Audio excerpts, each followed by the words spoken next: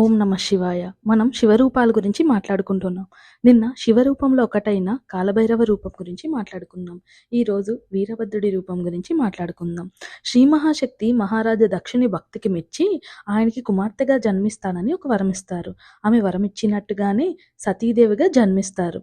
జన్మించి శివుణ్ణి వివాహం చేసుకుంటారు.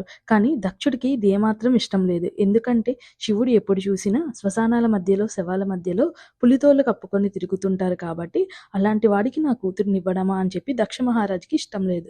కానీ సతీదేవి కోరిక మేరకు అలాగే ఇచ్చి వివాహం చేస్తారు. కానీ ఒకరోజు దక్ష మహారాజు రాజ్యంలో ఒక యజ్ఞం చేస్తారు. దానికి అందరు దేవీ దేవతల్ని పిలుస్తారు, కానీ శివుణ్ణి మాత్రం పిలవరు. ఈ విషయం తెలుసుకున్న సతీదేవి చాలా బాధతో శివునికి ఇష్టం లేకపోయినా సరే దక్షుని రాజ్యానికి వెళ్తుంది శివుణ్ణి ఒప్పించి. అయితే అక్కడే వెళ్ళి నా భర్తని ఇలా అవమానిస్తారా అని చెప్పి బాధపడుతూ, కోపంతో ఇంకా బాధతో ఆ అగ్నిగుండంలో దూకి ఆత్మాహుతి చేసుకుంటారు.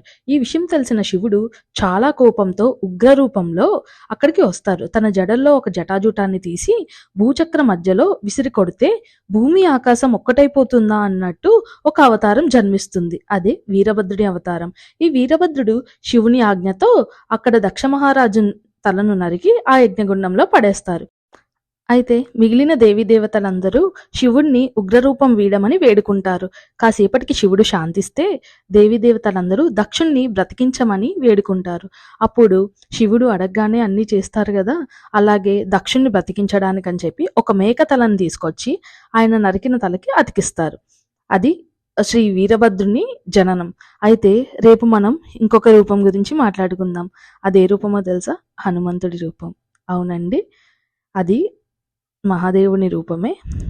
దీని గురించి మనం రేపటి వీడియోలో మాట్లాడుకుందాం. సర్వేజన సుఖినో భవంతు. ఓం నమ శివాయ.